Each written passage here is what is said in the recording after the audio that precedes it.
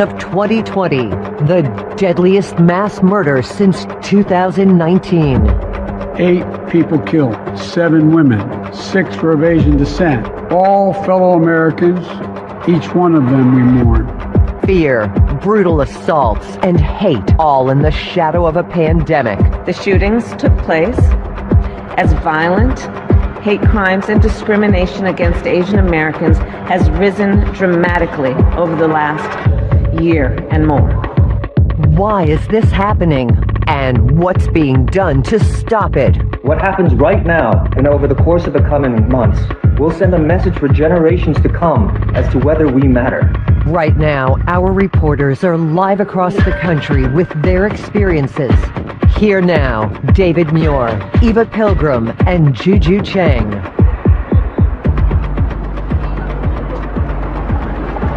Good evening and welcome to a special edition of 2020, Murder in Atlanta.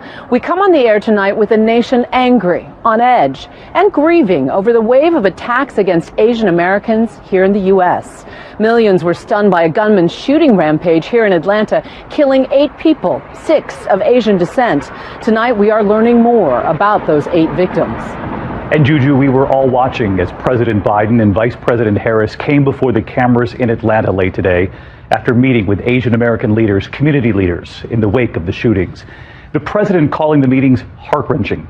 The president addressing the skyrocketing spike in attacks against Asians in the U.S., calling it a year of living in fear. And Vice President Harris, who is Black and Asian American, addressing the loss, the pain, and the work that's now needed. 6 out of the 8 people killed on Tuesday night were of Asian descent. 7 were women. The shootings took place in businesses owned by Asian Americans. The shootings took place as violent hate crimes and discrimination against Asian Americans has risen dramatically over the last year and more. Well, whatever the motivation, we know this. Too many Asian Americans have been walking up and down the streets and worrying, waking up each morning the past year feeling their safety and the safety of their loved ones are at stake. This week's shooting rampage in Atlanta is the deadliest mass shooting in the U.S. in nearly 2 years. We have covered so many of these tragedies, each making a powerful impact on American lives. School children in Parkland and Newtown, concert goers in Las Vegas. And Eva, in Atlanta this week, of course, the horrific shootings force a nation to address questions of racism, sexism, and the destructive power of words along the way. And so we begin tonight back at the scene in Atlanta. And Juju. David, this nightmare chain of events began unfolding in the Atlanta area on Tuesday night.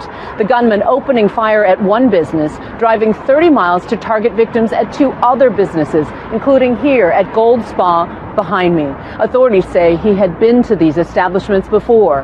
And for police, it was a race against time to catch the shooter before he could kill again.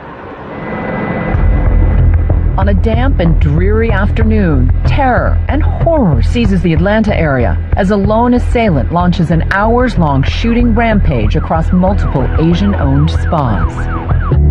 Some guy came in and took the gun, so everybody heard the gunshot. We do not have a witness that actually is alive right now that can tell us who shot him. 21-year-old Robert Aaron Long arrives at Young's Asian Massage Parlor in Ackworth, Georgia, 45 minutes north of the city. The man allegedly sits in his car for almost an hour. Then around 4:50, he enters Young's and opens fire. Police arriving within minutes, finding a massacre. Sounds like a... 4 are dead. Xiaojia Tan went by Emily. She was the owner of Young's and a licensed massage therapist. She would have turned 50 yesterday. Delana Ashley Yan was a 33-year-old mother of 2. She leaves behind a 13-year-old son and a baby born just 8 months ago. She'd been getting a couples massage with her husband Mario, who was in a separate room and was able to escape. Nos pone a pensar la familia que sufre, pues, y lo que deja todavía los niños que sufren por su mamá, su papá o que fallecen. No, eso no está bien. Justicia es lo que pido. Paul Andre Michaels, 54, of Atlanta. Daoya Feng, 44, whose address wasn't immediately known. A fifth person is in stable condition, 30-year-old Elcius Hernandez Ortiz of Ackworth. He was leaving the store next door to the spa and was hit. We never know when we're at the wrong place at the wrong time, and I feel like that's what happened with him. Police gathering evidence from nearby surveillance footage, posting the images online in hopes the public can identify the shooter. Long's father calls 911. I was there speaking with the family. They were very helpful in this apprehension. Almost an hour after the first shooting, 30 miles away, police respond to a call about a robbery at the Gold Spa. It's in an area with a strip club and other spas. We just heard numerous gunshots coming from across the street. Inside Gold Spa, officers find 3 women shot. One of them is Hyunjung Grant. She was quite literally the only thing that kept us running. As officers are tending to the dying victims, they're alerted to another shooting directly across the street at the 24-hour aromatherapy spa. Some ladies got hurt, I think, and everybody's scared, so they're hiding behind.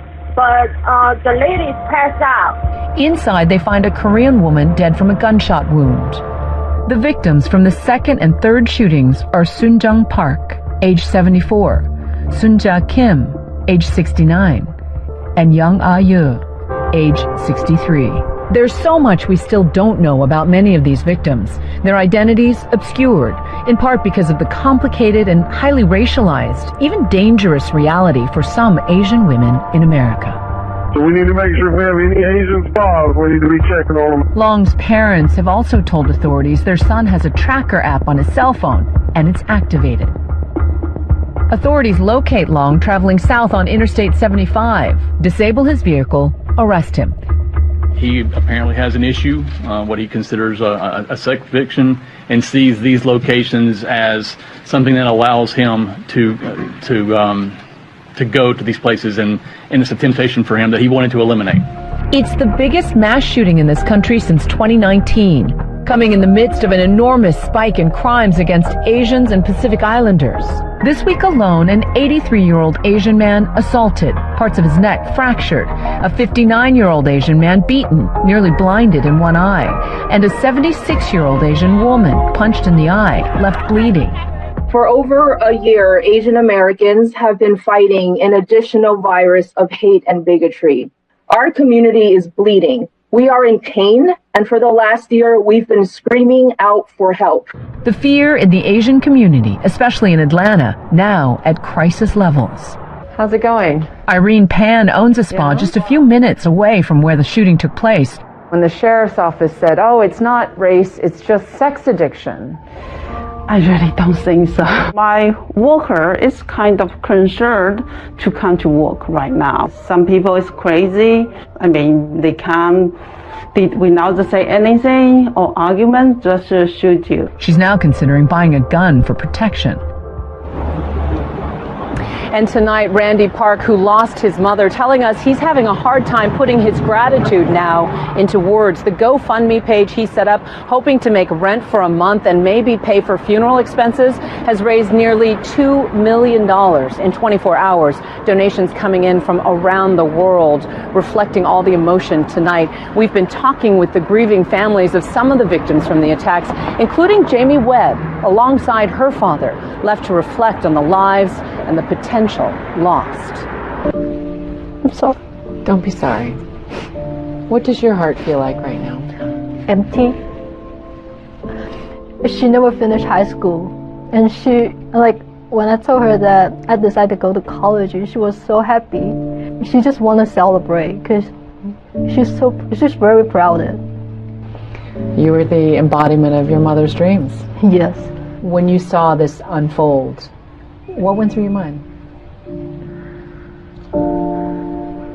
My first thought was for Jamie, a life-changing experience for both of us. The last couple of years, she would say, I'm going to be able to retire soon. Her dream was to retire early, and yesterday was her 50th birthday.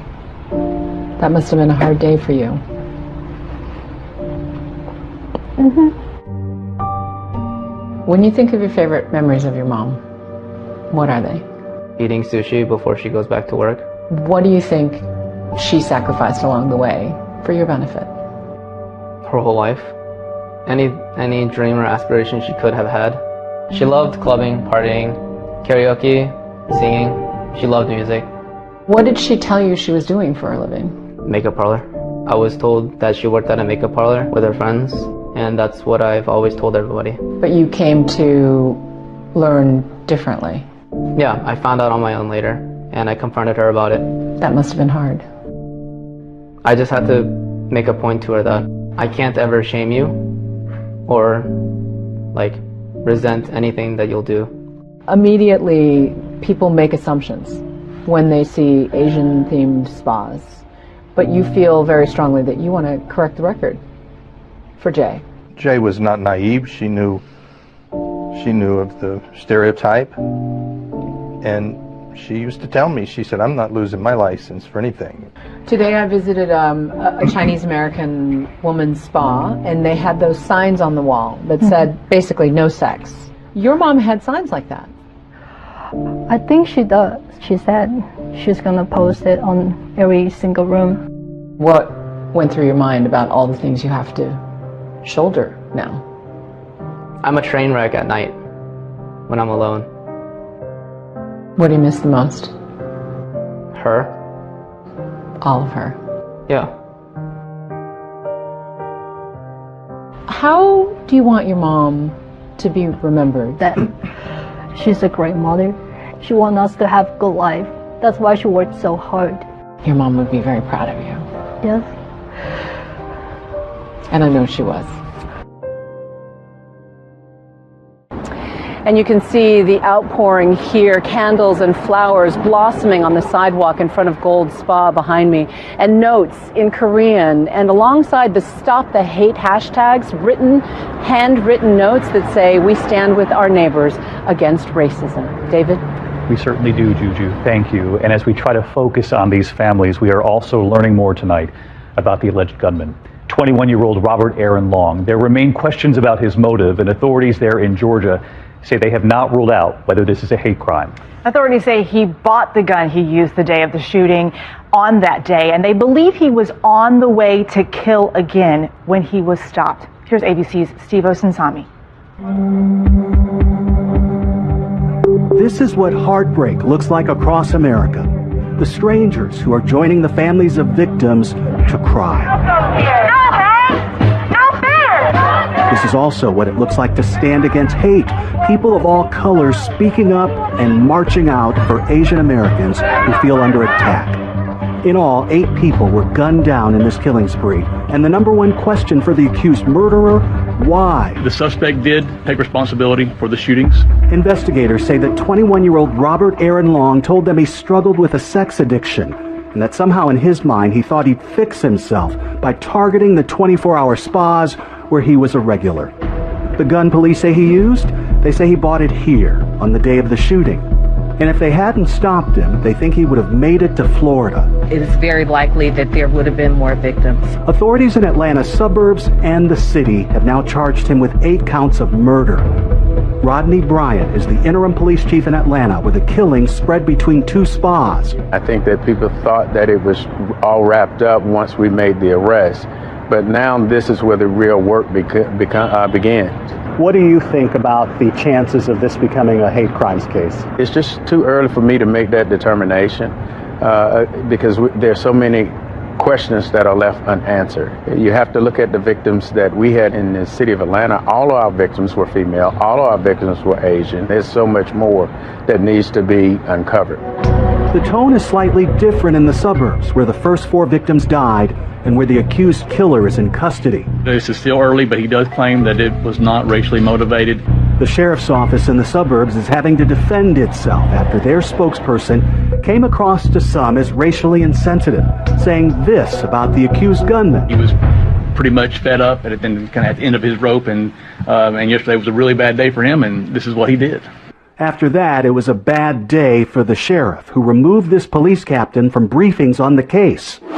It didn't help when people discovered this now deleted Facebook post by the same captain telling his friends to buy t-shirts that say COVID-19 imported virus from China. It's the same type of message against Asians that people in the streets are trying to fight. Here in Atlanta, authorities say they get it, and there's lots of work to do. It frightens Asian Americans, not just here but across the country. I mean, people are scared. We recognize the concern and the pain that they're going through. We're here to make sure that this doesn't fall through the crack, that we not miss one stone as it relates to investigating this case. Moments from now, Senator Tammy Duckworth and her concerns about crimes against Asians going unreported. The Chinese virus, Kung flu. The Chinese virus. It's got all different names. Wuhan. How his racist words are linked to violence against the Asian community. Then, the on-court experience that made basketball star Jeremy Lin speak out. He joins us with his story.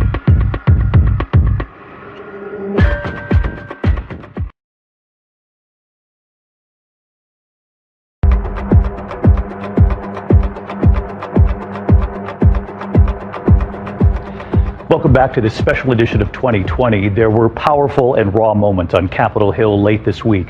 Testimony about the rise in hate crimes and discrimination against Asian Americans. Illinois Senator Tammy Duckworth adding her voice to so many others, demanding action when it comes to crimes against Asian Americans, most often going underreported in this country. And the destructive power of words used over the past year during this pandemic.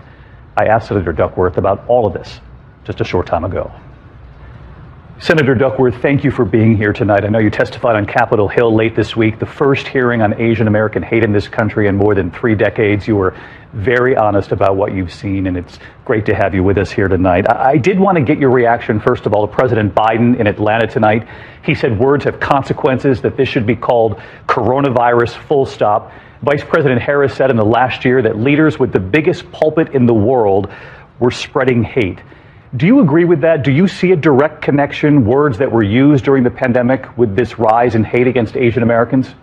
Yes, I do see a direct link between the, these hateful terms that President Trump has used and many of his supporters have used to call the coronavirus, and really, it's just this further effort to scapegoat and shift the blame away from his own failures onto the Asian American community. But unfortunately, it has grown into an all-out attack on Asian Americans across this country, and that's just simply not acceptable. You have called for formal investigations into crimes against Asian Americans in this country that you say go underreported and have for many years. You heard what the FBI director said, Christopher Wray, in the last 24 hours, that what we saw in Atlanta this week, he said that it does not appear the motive to be racially motivated. Do you agree with him on that point? Is this bigger than that? I think it's too soon to know exactly what the motivation was in Atlanta. I will tell you, though, that the issue is much bigger than the shootings in Atlanta. We have seen that race crimes, hate crimes against Asian Americans have risen by over 150% in the last year alone in our major cities. I wonder if you took note that we heard from both President Biden and Vice President Harris that whatever the motivation, they seem to put that right to the side today in addressing the American people, that this is bigger than that we must acknowledge that Asian Americans over the last year in particular, the president said, wake up in fear of verbal attacks. It talked about the attacks on Asian Americans, both verbally and that some have been physically attacked, have been killed, that this is real, and that regardless of what we've seen just this week in Atlanta, and however this is labeled by the local authorities ultimately, that we must have a bigger picture here about what's going on. Very much so. I think both the president and the vice president were right on point there to say that this is a bigger trend in the nation and that we have to stop it. And as leaders, we must make it clear that race crimes and hate crimes against AAPIs are not acceptable. They're not acceptable against anyone, but that there is a real problem here where an entire community of Americans have been targeted and scapegoated. And I think that's a key word there that the president used, scapegoating, because that's exactly what has happened to Asian Americans throughout our nation's history. I'm curious, Senator, we heard from that brave son here. He and his brother left without their mother, Hyun Jung Grant. His name is Randy. He penned a letter about his mom saying she is a single mother who dedicated her whole life to providing for my brother and I. She was one of my best friends, he said, and the strongest influence on who we are today.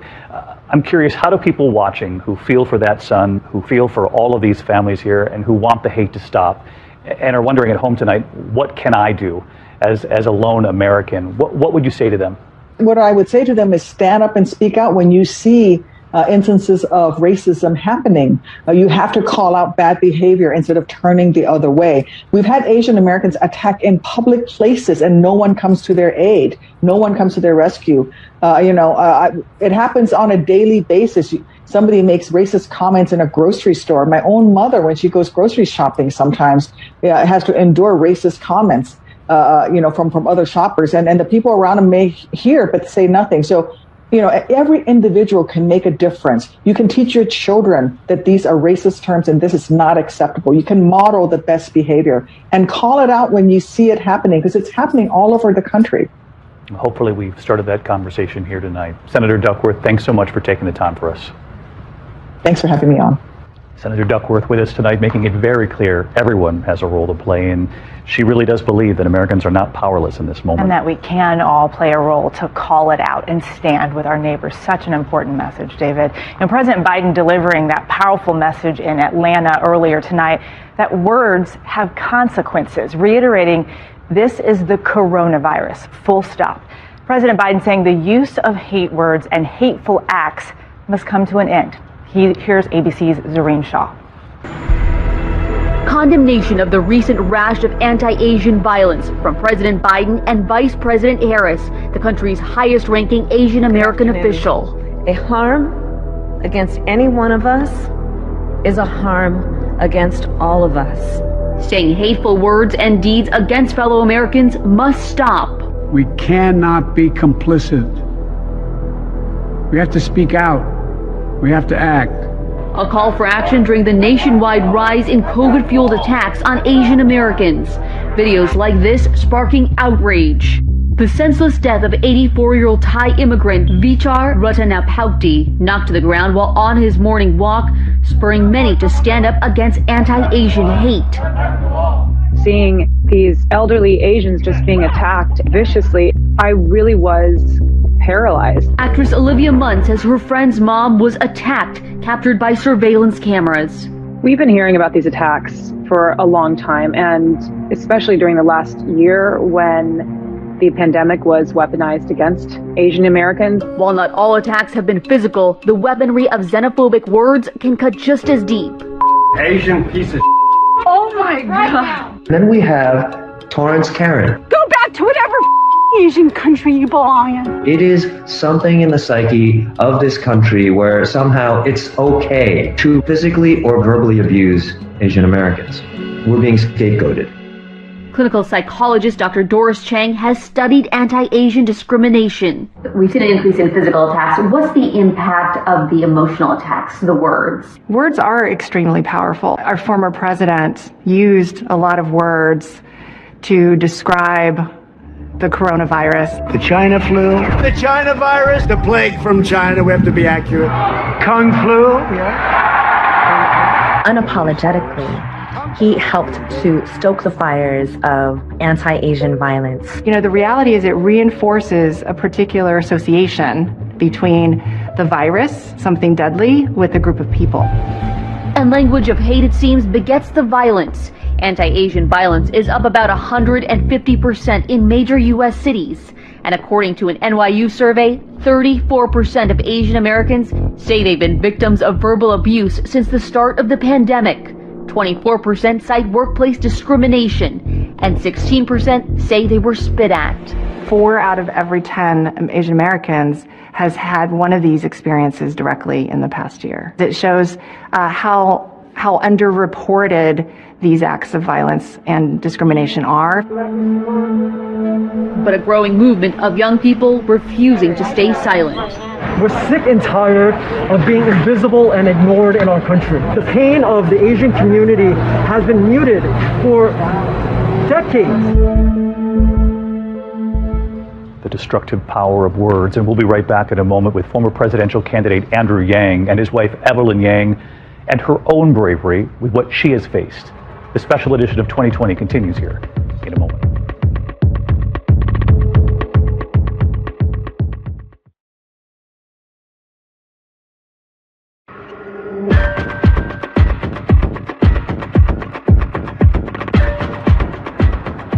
And welcome back to our 2020 special, Murder in Atlanta. Former presidential candidate and current New York mayoral candidate Andrew Yang is also addressing the mass shooting in Atlanta and the rise in Asian American attacks across the country. His wife Evelyn today tweeting about the intersection of race, misogyny, and rape culture and the backlash she faced when revealing her own sexual assault. Evelyn and Andrew Yang joining us now. And Evelyn, thank you both for being here, but I want to start with you, if I may. You recently tweeted that the fetishizing of Asian women is real, and you've spoken out as a survivor yourself. Why is this such an important topic for you? Well, thank you, Gigi. Thanks for having us today. You know, the shooter targeted Asian American women, and of course hits very close to home. You know, when I came forward about being sexually assaulted by my doctor last year, I was not expecting the racial element that I experienced, but I wasn't surprised. You know, I got some comments that were racially charged, like you wanted his egg roll, and things, other comments that were honestly much worse than that I can't even speak. And I think that the problem here is this stereotyping of Asian women that is harmful because it implies fault on the part of the victim. So Asian women are either too submissive and too much of a pushover that we somehow let it happen, or that we're hypersexualized and we were asking for it. You know, these are two just very toxic, obviously, elements to these stereotypes, but they're also barriers to Asian women coming forward about sexual assault when, you know, culturally it's also less likely that Asian American women come forward to begin with. And I think when you look at... Right. I know you both have fought against the cultural tendency towards silence. Andrew, you have been such a staunch ally for your wife throughout her ordeal. How can men be allies in this fight? Well, men have to speak up when we see something in terms of misogyny or mistreatment of women. And certainly if there's a woman in our life that is being subject to some form of abuse or harassment. And I have to say that men are around other men, and we can do more. We have to be able to look out for the women in our lives and really the people in our community more than is happening in many environments right now. And yet, Evelyn, you also have spoken out about experiencing COVID racism firsthand. What did you mean by that?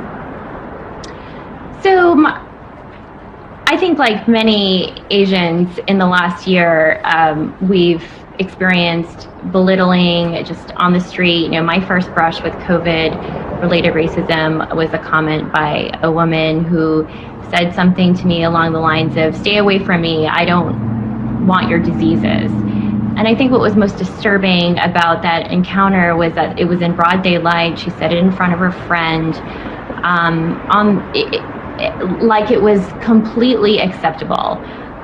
When it's not. Right. And I think that this speaks to the normalization of what's happening with within our community, which is the dehumanization of Asian Americans. Right. And even Andrew, in the 10 seconds we have left, what can the Asian American community do to rally around this issue and stop the hate? The first thing we have to do is let people know that this is happening, this is real, it's getting stronger, it's getting more dangerous. And even now, Juju, a lot of these incidents are not reported. We have to change that. Thank you for being part of the change, Andrew and Evelyn Yang. Thanks for being with us. David? Juju, thank you, and to the Yangs. And when we come back tonight, Asian Americans from every corner of this country, in their own words, on the hurt caused by stereotypes and why we can no longer look the other way. And former NBA star Jeremy Lin speaking out and sometimes worrying he's saying too much. But the moment is here, and he's not about to stop now. We'll be right back.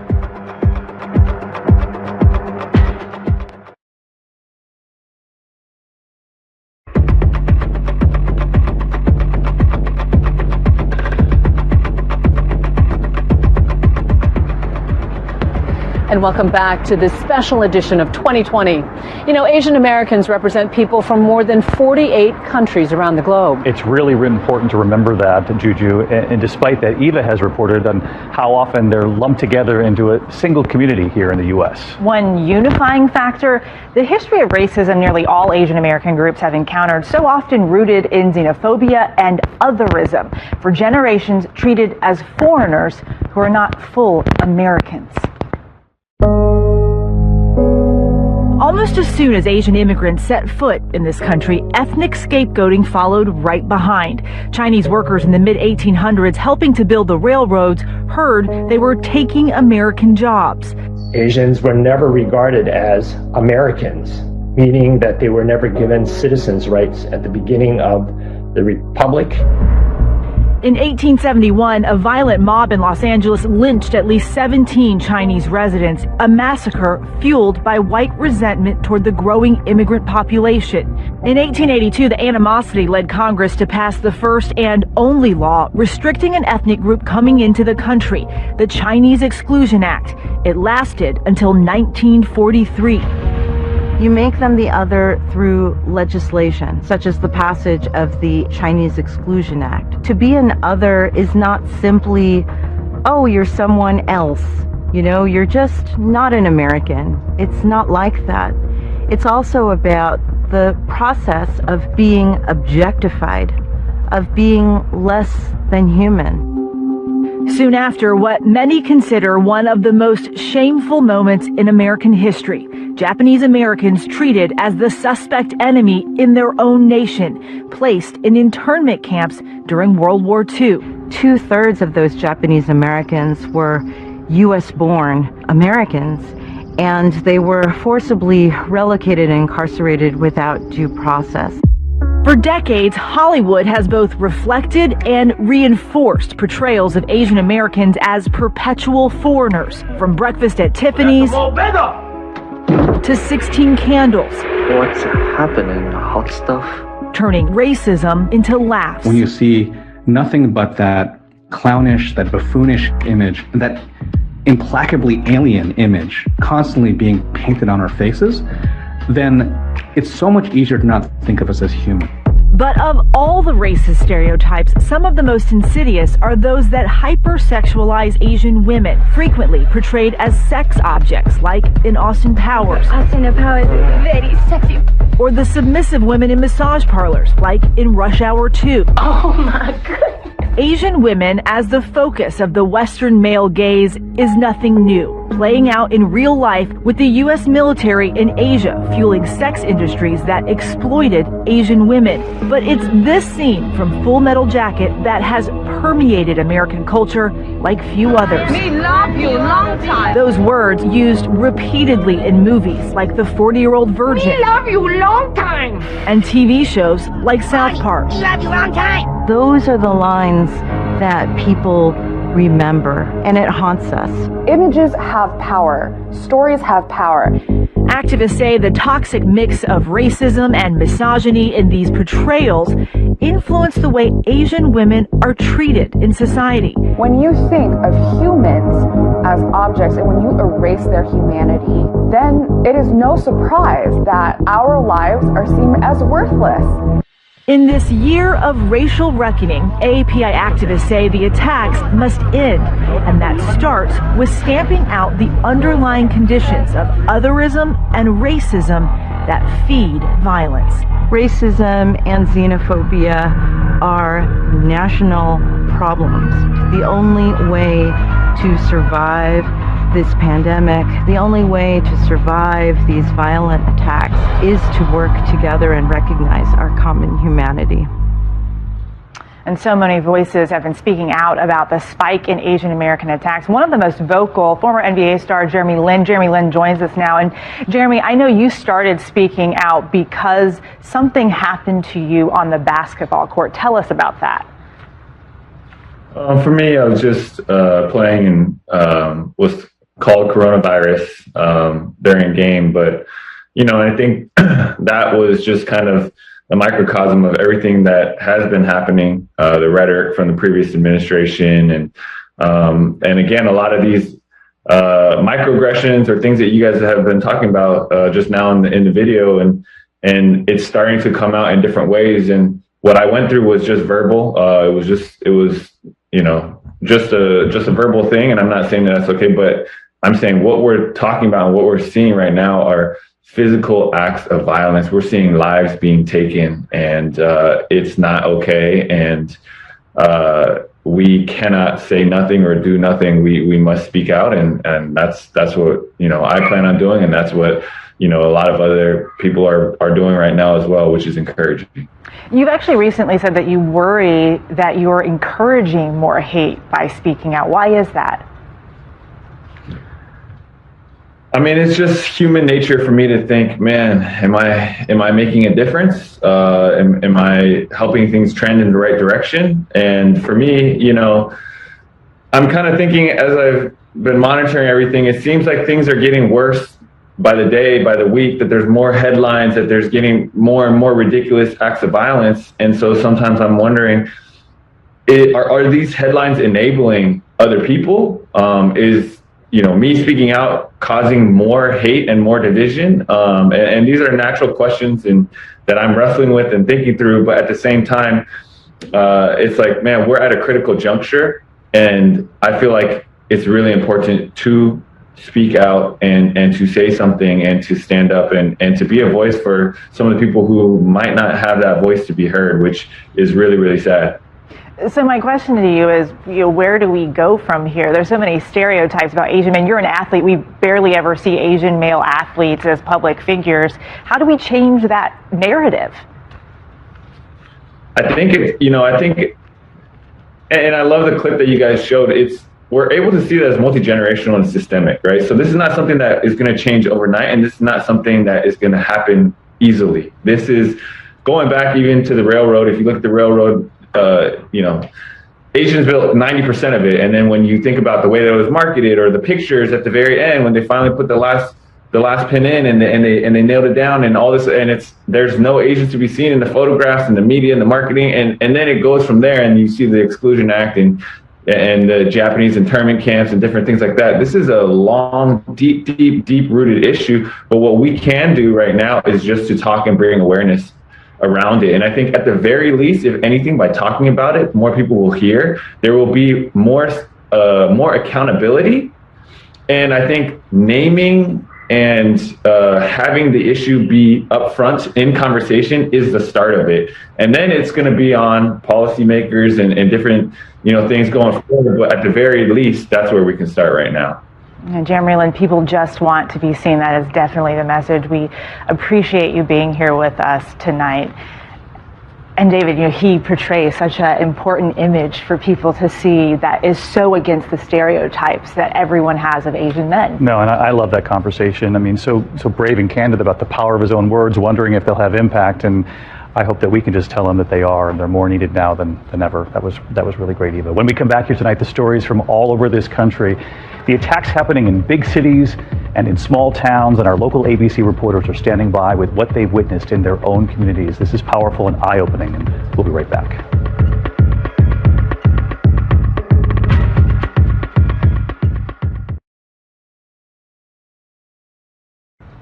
The rise in Asian American attacks making headlines across the country, communities from New York to Oakland and San Francisco. Of course, the big cities and the small towns all across this country, every incident raising the level of fear and anger, not just in the Asian American community, but really everywhere. And we want to bring in our reporters from some of our ABC stations across the country, beginning with Safan Kim from WABC here in New York. And Safan, we watch your reporting on a daily basis, and I know that you've reported so often on how difficult it is to actually prosecute hate crimes.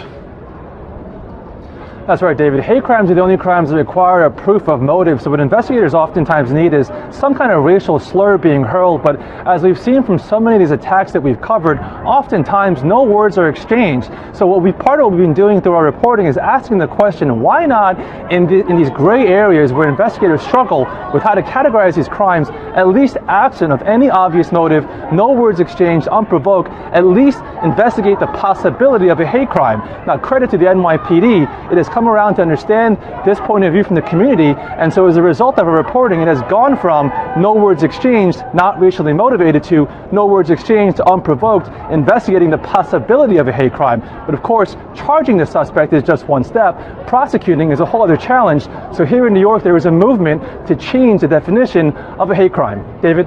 Safan, great to have you with us here tonight. And stick with us here. We want to bring in Nidia Han from our ABC station, WPVI in Philadelphia, who wrote an op-ed in March of last year in the Philadelphia Inquirer about the hateful speech Asian Americans were experiencing due to COVID. And essentially what she wrote came true. And Nidia, I know that was right at the beginning, and you've described subtle racism against Asians being ignored. What do you think people can do to combat this? Eva, an honor to be with you tonight. One way to combat subtle or casual racism is to educate by calling it out for what it is, damaging and unacceptable. We know words, pictures, so-called jokes have a profound impact, perpetuating this false notion that we are the forever foreigner or the enemy or people to be objectified. And the violence we're seeing today is deeply rooted in those very sentiments. So let me give you two examples of what can happen when we call out and shine a light on this kind of behavior. In Philadelphia, a hoagie shop posted a racist menu item, something it called COVID mac and cheese. A labor union board member posted a racist meme on social media. When those stories were amplified, the menu item was removed and the labor union board member resigned. Those are real results, real consequences. And Eva, I think that is one way we can change our narrative in this country. Nidia, there's power in speaking up, that is for sure. Thank you. And now we go to Dion Lim from our ABC station KGO in San Francisco. Dion has quite a reputation for digging the stories up there, and a lot of your reporting, Dion, I know has come about because victims have found you on social media. They've used direct messaging because that's where they feel safe enough to tell you about what's happening in your community. That's right, David. These are victims who are at the lowest points in their lives. They are petrified, and the last thing they want to do is report their crime because of a number of reasons. They're afraid because they don't think others will believe them, or two, maybe there'll be retaliation. So what they do is they go to social media where they can feel a connection with me and therefore share their story and be empowered. It's a very special thing, David. All right, Dion, thank you. And thank you at home for watching. This is just the beginning from all of us here at ABC News. Good night. Fears she could be next. But everything isn't what it seems when a decades-old family secret comes to light. An all-new 2020 begins right now. My husband is dead. I'm missing my right arm. I feel like I'm just missing my life. I don't know what to do. Miriam gets home. It looked like the house had been ransacked. She sees Alan laying on the kitchen floor. He was shot right in the back of the head. 62-year-old Alan Helmick dead. Here in this parking lot, less than 2 months before Alan was murdered, there was an earlier attempt on his life. Somebody tried to torch our car. So the car actually got torched. We found a vehicle that had a wick in its gas tank and had been set on fire. You ever seen anything like that before? We didn't know if this person could come back. Miriam became convinced she was being watched. She thought somebody was trying to come into the house, and she was scared for her life. 2 weeks after Alan's murder, Miriam finds a dramatic discovery under her doormat. And she goes, "What should I do? What should I do?" And I said, "You call the police and you get away from there." There's a card inside that says, Alan's first, you're next. Run, run, run.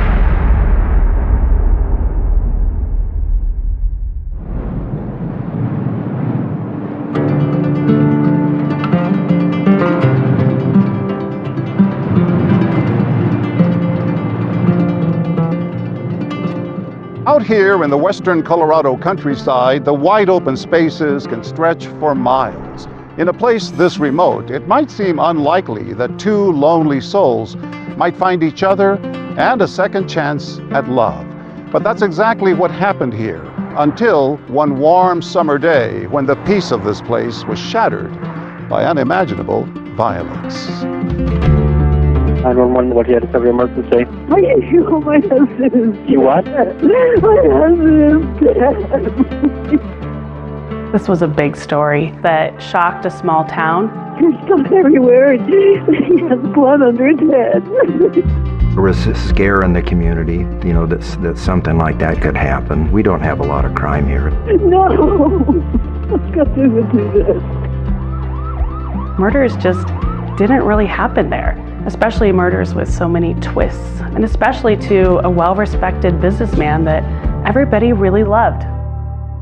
Alan Helmick was a fixture in this community, a man who dedicated his life to helping others achieve their dreams, getting small businesses off the ground and families into their first homes.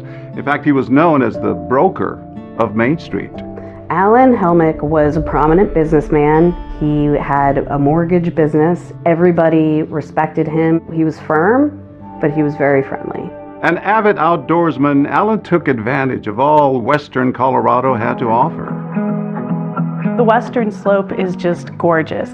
It really is where the west meets a bit of suburbia.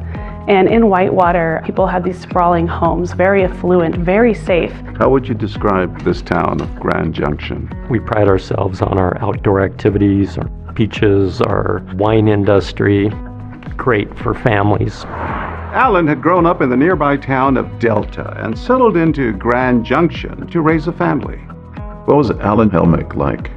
You know, he was a good guy. He was a great athlete. Bob Cacchetti was Alan's friend and longtime accountant. Good instincts?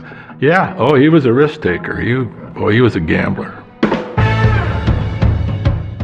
We went to Vegas once, and I think by the time we checked in the hotel, he was borrowing money. He recovered, you know. He was a good business person. He took a lot of chances, but it seemed to more than not played out and worked well for him. And definitely not one to shy away from attention. One time we were in Mexico. A bunch of us were down there on a fishing trip, and the mariachi band come around the restaurant. Alan handed him a few dollars and asked for the trumpet from one of them, and he joined him on the trumpet. And he was really good. It was like, wow, where'd that come from? So it didn't surprise those who knew Alan that after his first wife unexpectedly passed away, he wanted to meet new people. So he decided to try something different, dance classes. And his instructor is this woman, Miriam Giles. Oh, yeah, he came in one time, and we were doing something, and he says, yeah, I just love dancing. Miriam was a very good dancer, a good instructor. She had me dancing, which was a miracle. Alan, I believe, kind of had that love at first sight feeling and really wanted to pursue Miriam and did so on the dance floor. Miriam was 10 years his junior, but Alan didn't let that discourage him. He described meeting Miriam in an interview he did shortly before he died. She didn't want to date me, but I persisted. She was my dance instructor, so I could go on a cruise and not be club-footed. And we ended up becoming pretty compatible. Alan seemed reborn. He was so very happy. They ended up falling madly in love and got married within 2 years of knowing each other. They would talk about how they would go out on their boats late at night to watch the sunsets together, have an evening cocktail, and just how they felt like they had just found a true partner late in life. It was just like a little fairy tale come true. It's June 10th, 2008. Typical, beautiful Tuesday morning in Whitewater. And Miriam leaves to go run some errands. Alan was going to get his car serviced, and then they were going to meet up for lunch. She stopped to get cigarettes, stuff for her horse, even check on a prescription for him. She went to City Market to pick up his prescription and found out that he hadn't dropped it off. So she called him, could not get a hold of him. When Miriam gets to the Chinese restaurant, she calls Alan again to see if they're gonna meet, but Alan never shows. Miriam, after 15 minutes, decides to leave and head home. Miriam gets home. It looked like the house had been ransacked. At that point, she sees Alan laying on the kitchen floor on his back with blood under his head. She calls 911 immediately. She's sobbing. She's frantic. It's all bloody. He's all bloody? Yeah. Where's he bleeding from? It looks like the back of his head. It looks like somebody's been through here. We knew patrol had been dispatched out to what was reported as a robbery, and then we had a deceased person on scene. Robin Martin is a detective who worked the case. When the first officers arrived on the scene, they find Miriam distraught and kneeling over her husband. Alan was on the floor in the kitchen. It looked like he had been shot in the head, and we had a bullet casing next to his body. They did a very quick security sweep to make sure there wasn't a suspect still on scene. There's no one in the house. As they conduct their sweep, deputies notice drawers pulled out in the kitchen and a trash can tipped over in Alan's office. In the newsroom, we have police scanners, and we heard the call go out saying there was a robbery homicide out in Whitewater. I packed up my camera gear and went out there immediately. What I saw when I got out there was a scene that was taped off. Multiple officers going in and out of the house, conducting their investigation. A lot of media attention? Yes. This was a big deal in that town, I guess. It was, very much so. And everybody wanted to know what was going on. My wife and I were getting ready for bed. 10 o'clock news come on. The headline was, there has been a homicide in Whitewater. The Mesa County Sheriff's Office is called out to this Whitewater home. I kind of jokingly said to my wife, I says, oh no, I wonder if that's Alan. And lo and behold, it was Alan. What they find is 62-year-old Alan Helmick dead, shot in the head. It's Detective Work 101 that you start with the people closest to the victim. But in this case, Alan's wife, Miriam, was running those errands, expecting to meet Alan for lunch. She even had the voicemails to prove it. Okay, Alan, this isn't funny anymore. I've been sitting here in front of a Chinese place for 15 minutes, so would you call me? Things did not add up. Everybody knew him. Everybody loved him. Who would do such a thing?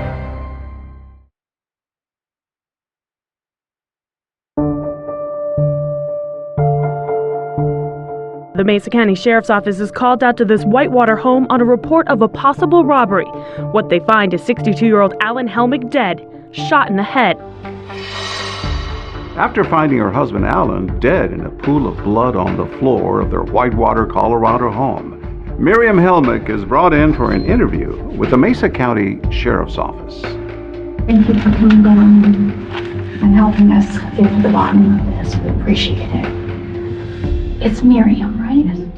Investigators are trying to solve this murder. The first 24 to 48 hours are critical, and she is the first person you want to talk to. Miriam was at our office. As we do with all, what were you doing today? Can you go through your day for us? I had some errands I needed to run today, so we would meet later, so he got in the shower and got dressed. Okay, what time did you leave? About 8. And what did she tell investigators about her whereabouts that morning? She started listing off everywhere she had been. She told us that she was calling Alan several times, was getting his voicemail. Hi, Alan. I just want to let you know I'm going to Walmart. If you're going to meet me for lunch, let's meet at the Chinese buffet. Love ya. Bye. Then what happened? I still hadn't heard from him. And then I went from there to Orchard, Mesa City Market to pick up his prescription. Okay. What time is it now? I probably got there about around 10. Hey, Alan, you need to turn your phone on. Question for you. When I pick up your prescription, they said that you hadn't been by yet. So are we still going to be able to meet for lunch? It's not like you to not call me, so give me a holler. Thanks. Bye. And since he hadn't called me back, I thought he was caught up somewhere to me. So I left him a message and told him I was going home in case he decided to meet me there anyway. Okay, Alan, this isn't funny anymore. I've been sitting here in front of a Chinese place for 15 minutes, and you're never late. So would you call me? Miriam's entire morning is accounted for. She even offers up proof of where she's been. I think I have all the receipts in my pocket. She actually went from one end of the valley to the other end, and we were able to track her movements not only by her receipts but by her cell phone interacting with cell phone towers. She was tested for gunshot residue? Yes, she was tested for gunshot residue. Her clothes were collected? That's right. They take those items to check them for any kind of gunshot residue or blood spatter that might indicate Miriam had something to do with this. And those results came back negative. She's also caught on several surveillance cameras throughout the morning. Miriam seemingly has an airtight alibi. So naturally, investigators are anxious to ask her who she thinks may have wanted to harm Alan. Did he have any enemies, any problems with any of his contracting work going on, any disputes? Would he share that with you if he did? I think so. He shared a lot with me. Miriam said Alan was generally well-liked, but detectives also knew he'd been a local mortgage broker. Could he have turned someone down? Maybe had a disgruntled former client or co-worker who was out for revenge. He did not like lying or dishonesty. He would fire people for that, but that was respected. And he had started his own business here decades earlier. Alan had married his high school sweetheart, Sharon, and had 4 children through 37 years together. But on New Year's Eve, 2003, she died of a sudden heart attack. How did that affect him? Friends said that he was quite depressed and wasn't doing that well. And soon afterward, he takes up dancing. He was encouraged to try a new activity. When Alan met Miriam, I know she had a policy of not dating her students, but Alan was pretty relentless.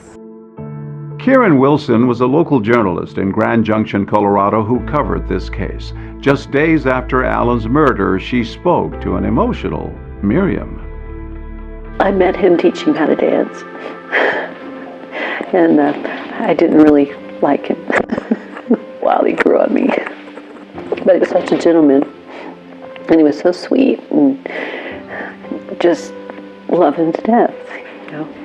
Miriam had been dealt her own difficult hand in life, having faced not one but 2 unimaginable tragedies back in her home state of Florida. Chris Giles is Miriam's son. Grew up in Jacksonville, mom, dad, a sister. What was it like? It was good. Typical kind of four family. You know, me and my sister were super close. Mom kind of let us to do our things, but it was also there to kind of shepherd everything and help us through. In 2000, Miriam and her first husband, Jack, were devastated when their eldest child, 23-year-old daughter Amy, died suddenly after an accidental overdose. How did the family cope with this, with her death? We didn't really talk about it. After a while, things kind of started going downhill. And Jack just, he kind of, he just could not live without his daughter. They just tore him apart. And then 2 years after your sister dies, tragedy strikes again. Yeah, my dad took his own life, and I woke up to the gunshot. Miriam's husband Jack shot himself while he and Miriam were in bed. Mom kind of runs out the door, and she's hysterical, just losing her mind, like a scream I've never heard before in my entire life. Well, it was a dramatic change in your family. Yeah. the loss of father. Yeah, and you're trying to figure out how to deal with those things. You got to deal with the pain. You got to deal with the hurt. She turned to dancing after all this. Yeah, it was kind of her escape, where she kind of felt normal. And then your mom decides to move to Colorado. Yes. And not long after is when Alan Helmick walked through the door of the dance studio where Miriam worked. Everybody's really happy for Alan. He seemed real happy. Yeah, another chance at love. Everybody said that her and Alan were kind of a good team for dancing. They were a real couple. So Alan and Miriam decided to build a house together, and they chose the community of Whitewater. The house was set pretty far back from the road, and it was about a 40-acre property. Your mom goes through all this, seemingly happy again, and all of a sudden, this happens. 911, what do you have to have your emergency? How did you learn that Alan had died? She called me. Called me and told me that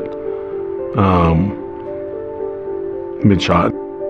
Still kind of another shock to the system. Another loss. Yeah, another loss. So far, investigators don't seem to have much to go on. But about an hour into that police interview, Miriam says something that would raise the eyebrows of any homicide detective. In Delta. And somebody tried to torch our car. So the car actually got torched in Delta? Had Alan's killer made an earlier attempt on his life?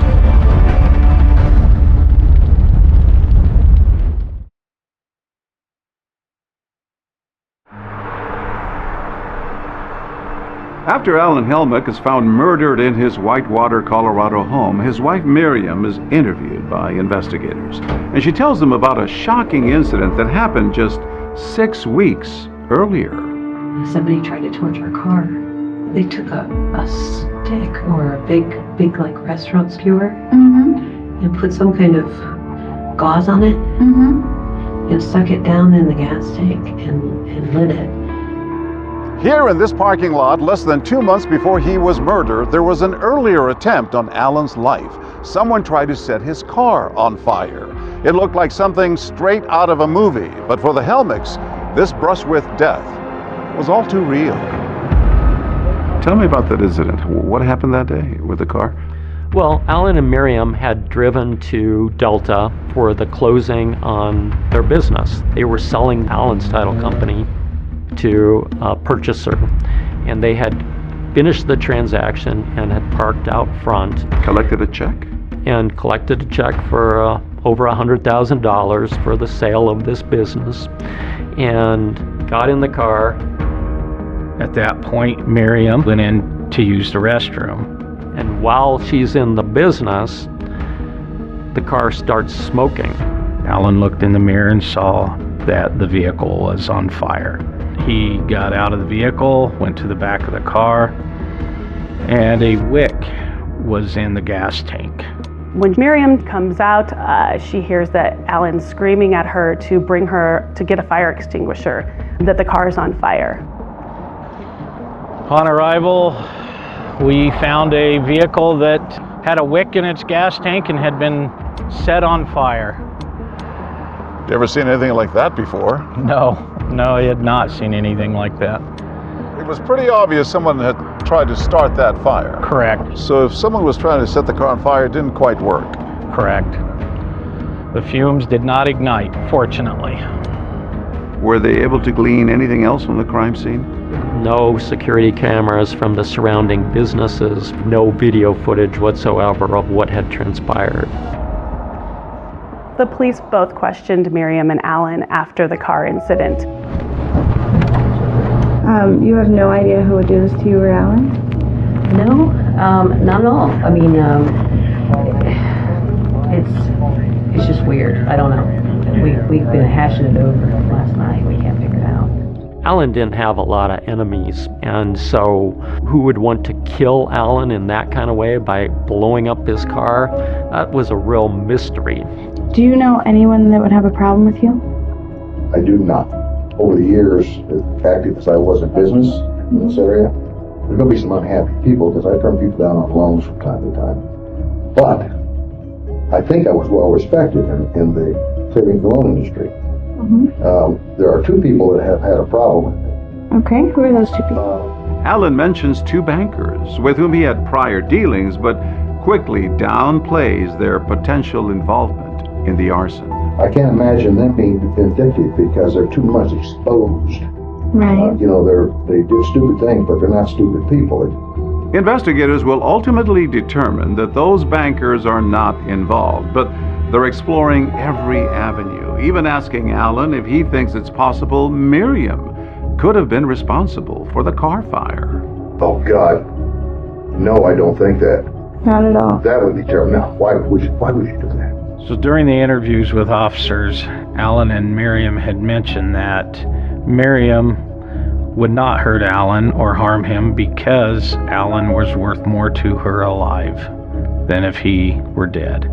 What would she gain if you died yesterday?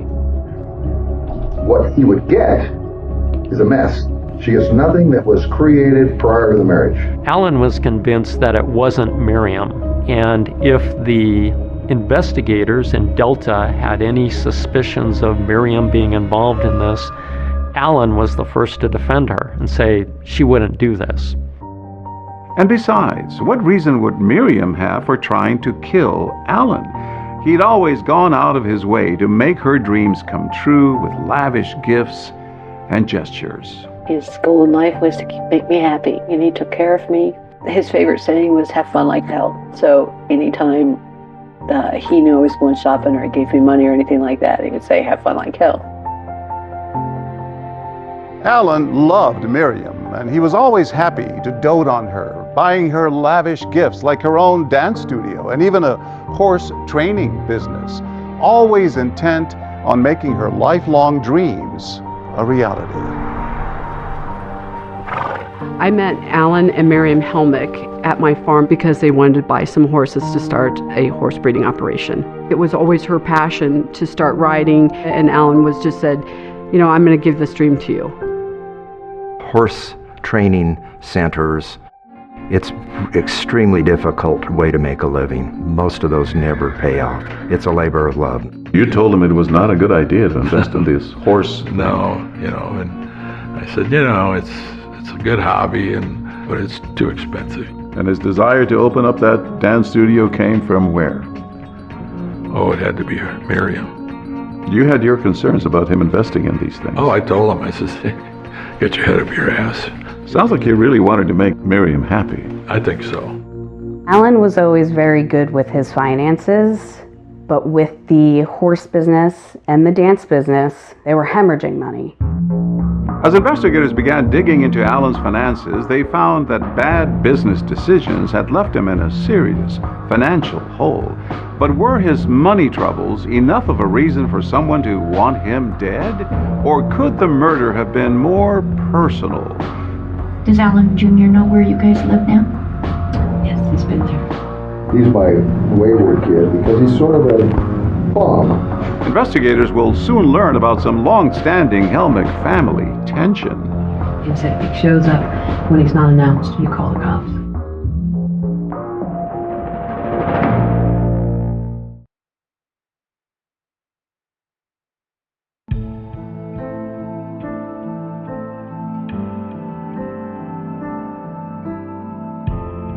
One week after his untimely death, Alan Helmick is laid to rest.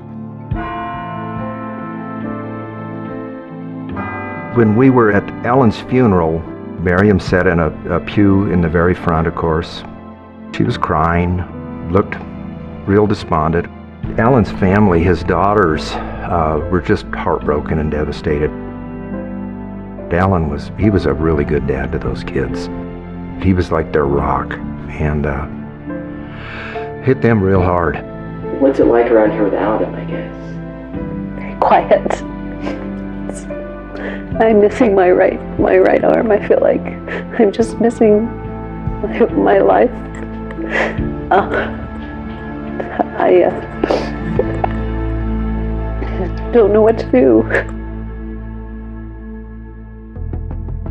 In the days after Alan Helmick's murder, investigators had diligently chased down leads and conducted interviews with people in his orbit, but they hadn't announced any suspects. There was, however, one thing they were pretty sure of. This was not a robbery gone wrong. What stood out to you? It was odd. You had property still in the house that was, you could assume, was of value that a normal burglar would take. Like what? Computers, phones, jewelry. The normal type of stuff you would expect somebody to steal. There were drawers pulled out evenly. There was a trash can knocked over. There were drawers that were open that wouldn't hold valuables anyway. And most of the drawers were open in the kitchen, right? Correct. In the kitchen, throughout the house. It just did not sit right. It did not feel right. It was looking staged. And Alan's autopsy confirmed that he probably had not walked in on anyone committing a burglary.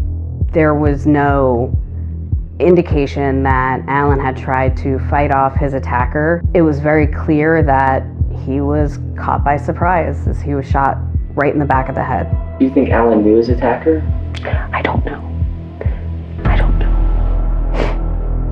But there was someone in Alan's life that Miriam had told investigators he'd been wary of. At one point, Miriam starts pointing fingers at Alan's son, Alan Jr. What did she say about him? Miriam talked about how Alan and Alan Jr. never got along, and that there was some falling out between the two of them and some animosity. Tell me more about Alan Jr. He's had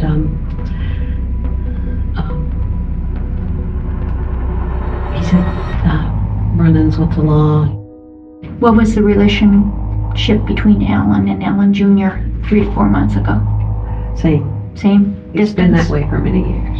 Okay, kind of Very stay apart. distant. Okay. There's some real animosity there. Does Alan Jr. know where you guys live now? Yes, he's been there.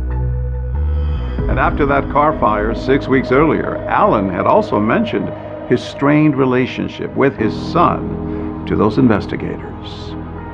He's my wayward kid because he's sort of a bum. And you can't fix that by just handing him money.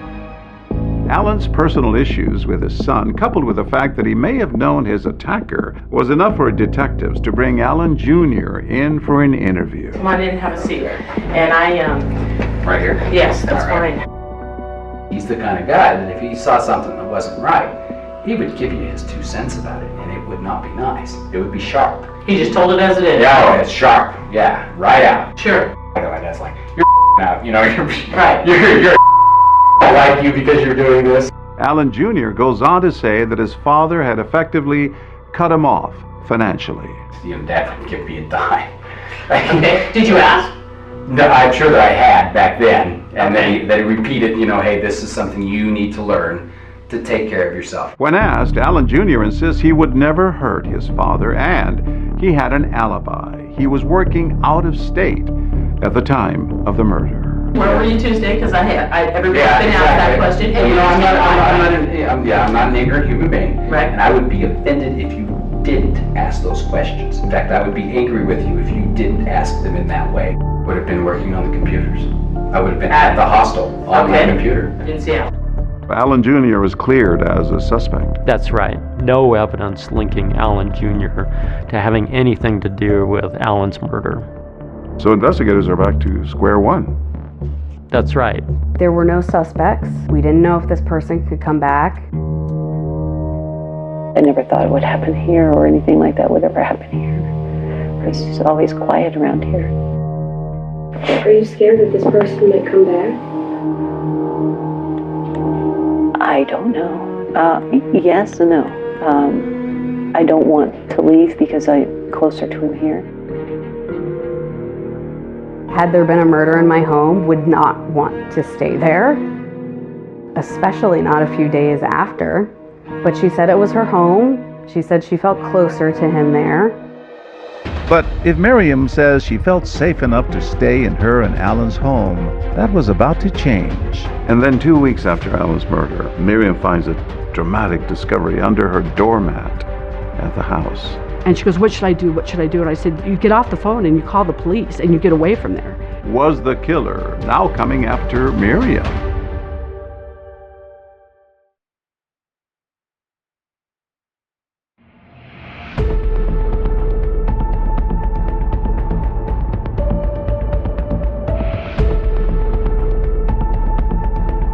Miriam Helmick came home last Tuesday to find her husband Alan shot and killed. Her quiet Whitewater neighborhood was turned upside down. The baffling murder of businessman Alan Helmick had left a community desperate for answers. Detectives were taking a close look at everyone in Alan's life, even close friends like Ed Benson, who was brought in for an interview. I've known Alan, I don't know, a long time.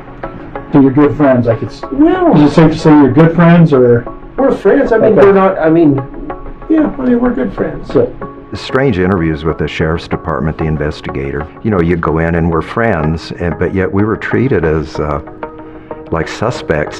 Did you guys ever have any bad blood between you two, or anything like that? Not from my standpoint. Not at all. No. Any enemies that you know of without Alan telling you, or any?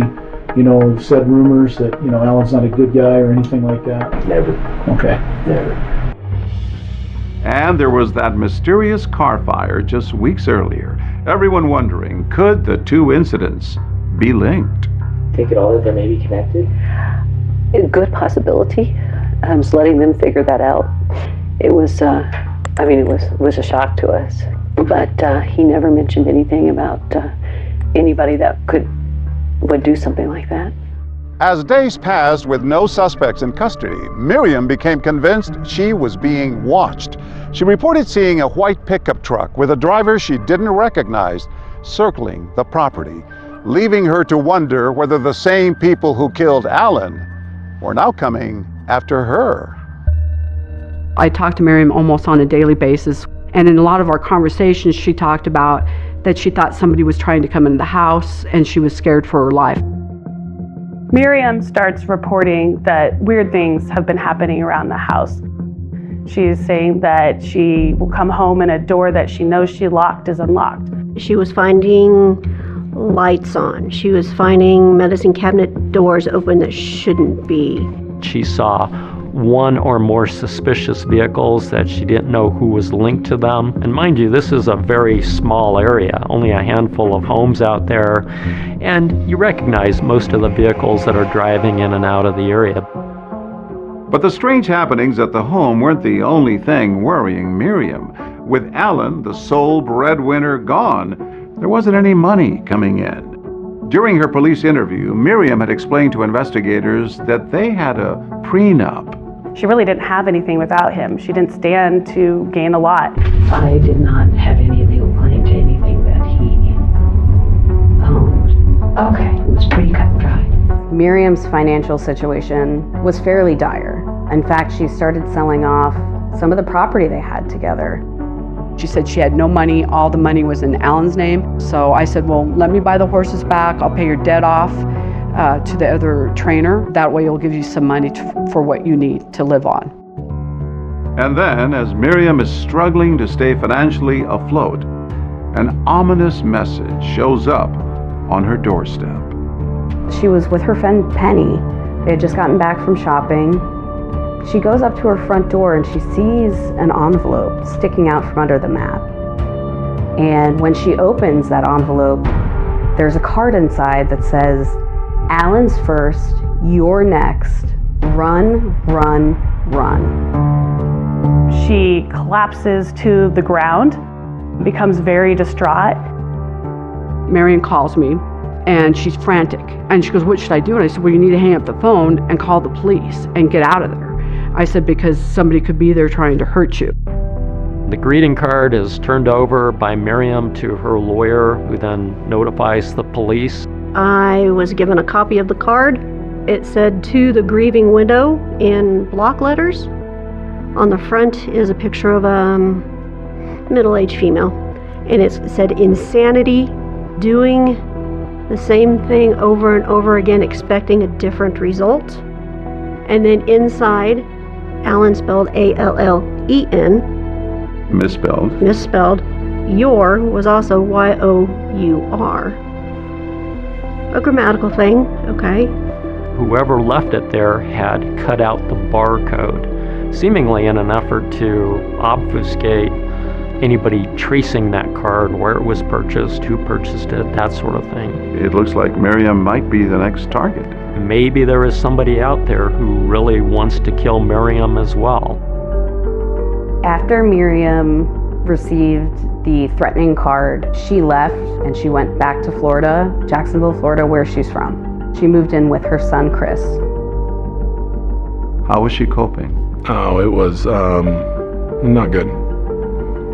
You know, there was some brokenness there. I just knew that she was in a bad place. I was trying to help her through that stuff. What did you make of that? I think that's not that abnormal. She didn't have a lot to her name, so she needed to figure out how to live without Allen.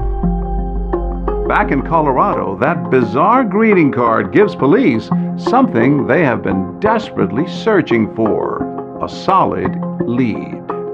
I had actually seen this card before. Just coincidentally, you had seen the card? It's kind of a unique front on a card.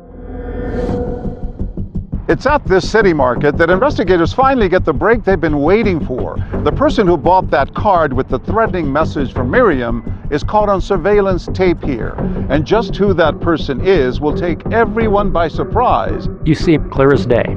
Then a bombshell discovery from decades earlier. The piece of evidence that was really the smoking gun, almost literally, was recovered from that lawn in Delta. What investigators find buried here will crack this case wide open.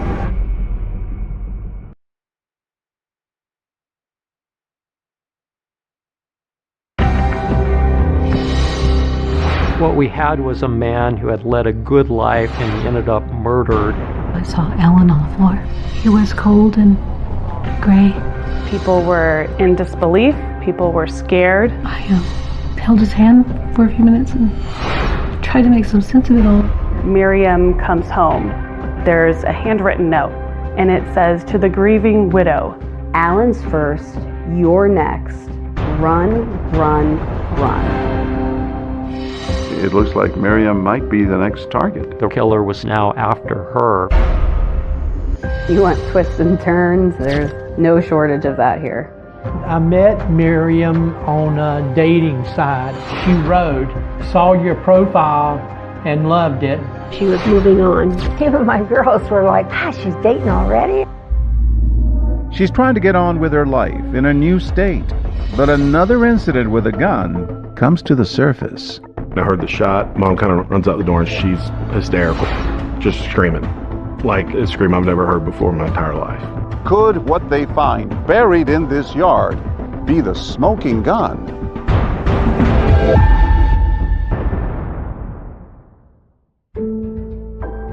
On June 10th, 2008, 62-year-old respected businessman Allen Helmick was found dead in his home by his wife Miriam.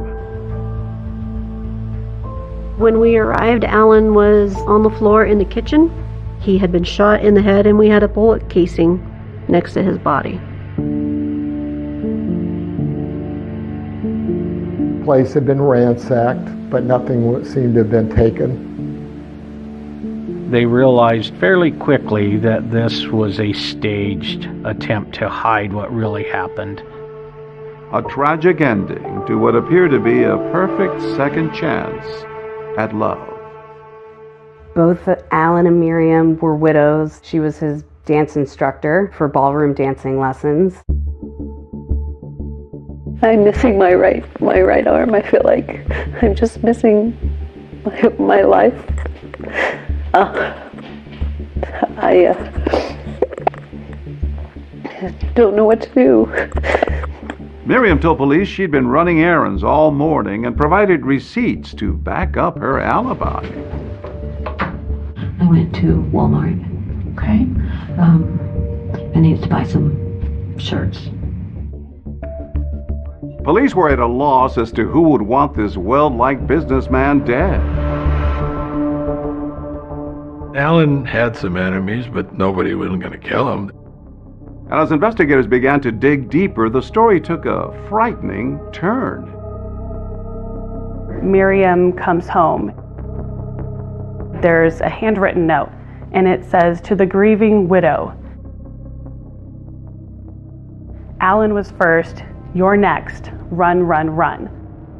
It looks like Miriam might be the next target. The real killer was now after her. After Miriam received the threatening card, she went back to Florida, where she's from.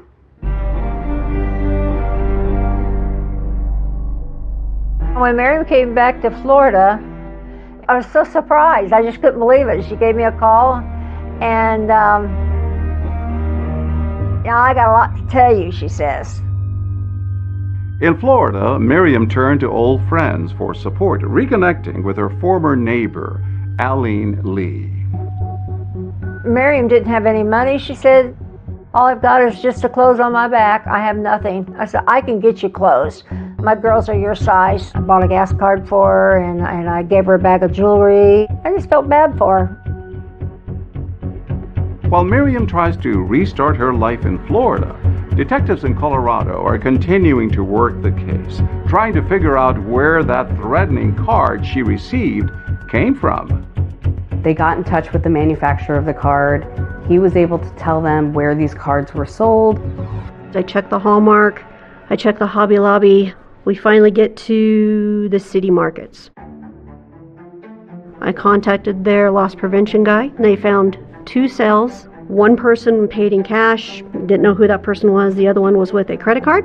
So we had a name, and then he found one more purchase. He called me and he's like, I've got video. That store uses VHS tapes? That particular store was not as up to date as their others, and they did use VHS, and they used it over and over and over again. So by the time we got this tape, it was kind of delicate.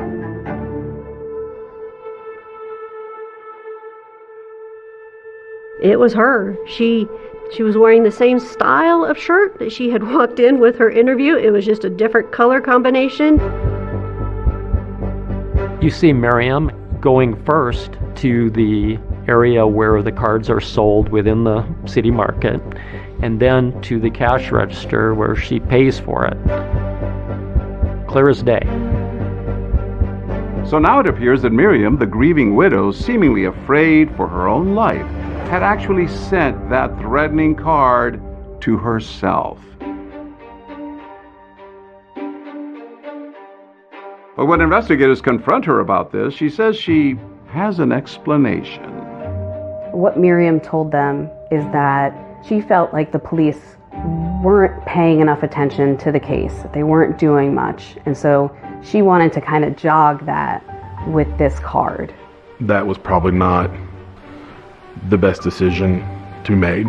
Not what I kind of would have done in the situation. She felt she needed to do this. She felt she needed to.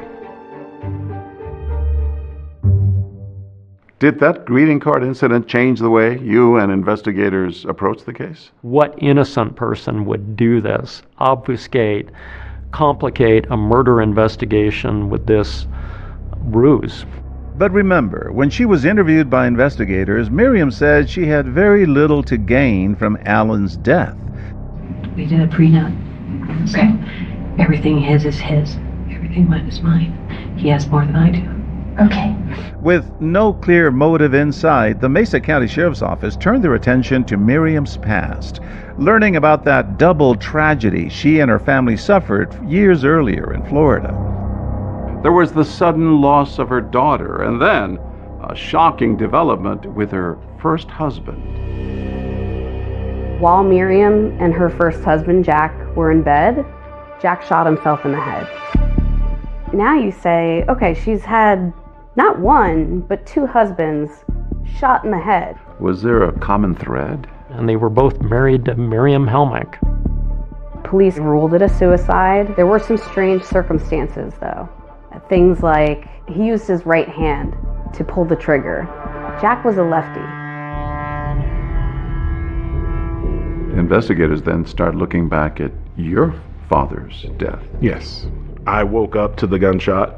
You were just down the hall. I was sleeping on the couch in the family room, and I heard the shot. Mom kind of runs out the door, and she's hysterical, just screaming. Like a scream I've never heard before in my entire life. There's certain things in life that can't be faked. Did you question her? No. I know one of the things came up is that my dad was left-handed. Well, my dad learned how to write left-handed because he had a cast on his arm when he was younger, so he was ambidextrous. He could use his right hand too. And you had seen him depressed before death? Yeah. Was the death of her first husband, that case, ever reopened? No, it was ruled a suicide. But with clouds of suspicion gathering over Miriam about the death of her second husband, she does something unexpected.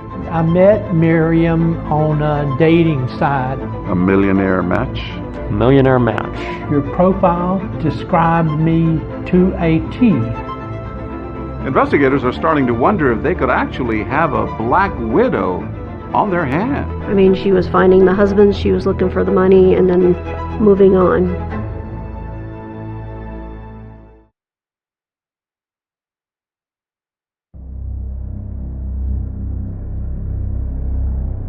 With suspicion now mounting that she may be the person who killed her husband, Alan, Miriam Helmick does something unexpected. She goes looking for love again. Miriam took me to this website for dating men that had a lot of money. I mean, we're talking about very rich. And she picked out this one guy from Orlando. Had a lot in common with her. He liked to dance and he loved horses and all this stuff. I met Miriam on a dating site. I owned a dance studio for about 6 or 7 years, and then I had a human resources company for about 20 years. I did very well for myself. Miriam had contacted me first. She wrote, "Saw your profile and loved it. I can dance, any dance, and I'm pretty good at it. Your profile requirement described me complete to a T." She says, "I'm going to go down there." I said, "You're what?" I mean, this is just months after Alan had died. Even my girls were like, "Ah, she's dating already?" And I said, "No." We met at TGI Fridays. She was very talkative, very nice. We hit it off really good, actually. Miriam even opens up about the recent loss of her husband. Miriam had told me that her husband had died of some brain disease. She said that we both felt he was going to die soon anyway, and there was no big deal. We were just waiting for the time. She handled his death very well. I just thought to myself, okay, well, big deal. Miriam may have been trying to move on and put Alan's death behind her, but back in Colorado, investigators are taking a closer look at her, starting with her alibi from the day of Alan's murder. Went to Orchard Mesa Market. I went to Walmart. I think I have all the receipts in my pocket. She was able to pull out the receipts from her pocket of everywhere she had been that morning. Just didn't seem natural to us. To show up at the police interview with a pocket full of receipts, suspicious or just thorough? I would say very odd. That is not a normal thing. Is that really your first thought, to explain where you had gone in great detail and keeping the receipts? What did investigators make of her alibi? Well, they thought it was suspicious, didn't make a lot of sense to them. And investigators weren't the only ones with suspicions about Miriam. Miriam Helmick, Helmick. Remember that local reporter who sat down with her after Alan's murder? She couldn't shake the feeling that something was off with her story. Have you planned the funeral yet? Oh, it's tomorrow at 10. I start to get a weird feeling as she's talking. I wanted to get back into dressage and decided I should have a dressage horse, so he bought several. It was all about her. And these interviews are really supposed to be about the deceased. His goal in life was to make me happy. He never wanted me to worry about anything or have any problems or anything, and he took care of me, everything. As I was speaking with her, it went from feeling really bad for her to being suspicious. Are you scared that this person might come back? That was it. Yes, that's no. the look. I don't want to leave because I'm closer to him here. She started looking to the side. It's just like when you're talking to somebody and you know that they're lying because of nonverbal cues that they have. When I left that house, I've never scurried away from a place so quickly in my life. I was genuinely scared. And while Miriam is talking to the media, investigators are talking to those closest to Alan. You continue with the investigation. Actually, you interview Alan's children. Yes. Right after Alan passed, we were speaking to the daughters, and they had expressed concerns of an inability to get a hold of their dad. He's been completely out of character, drastically since January. It's odd for my dad. You've seen him change. You've seen him change his character. And maybe not so much see him change his character, but through her, I can't even get to him. He wasn't answering phone calls. He wasn't returning voicemails. Hi, Dad. It's Portia. I hate to bother you so much. I haven't been able to talk to you, so things are piling up. Hey, Miriam. This is Christy. I've been calling my dad for about a week, and I'm not hearing back. And every time I call, Miriam answers. Before then. His phone? Yeah. Okay. His cell phone. Which I thought was weird. He always answered his phone. It appeared that he was being distanced from them. I'm like, well, Dad, is your home phone hooked up? He's like, no. I'm like, well, how does anybody get a hold of you? Well, Miriam doesn't want anybody to bother me. And when they would call Miriam, there was excuses as to, oh, I'll have him call you back, or he's not around. She certainly, in the days leading up to his murder, was isolating him from his children. Alan's kids couldn't help but wonder why Miriam seemed to be keeping them from their father in the months leading up to his murder. Could it have been something to do with a sudden decline in his health? Father's never sick. My father's like an ox. Mm-hmm. And he was, every time I would talk to him, he was sick. And did he say what he was sick from? He didn't know. I don't think he had a clue. But he said he couldn't even stand up. He was so dizzy. The more investigators dig, the more troubling details they uncover, like a gun that seemed to have disappeared from Miriam and Alan's home. One of Alan's children said she specifically remembered seeing a .25 caliber pistol in his sock drawer. They couldn't find that gun after the murder. Police learn of a shooting incident that had happened outside this house decades before. Could what they find buried in this yard be the break they need?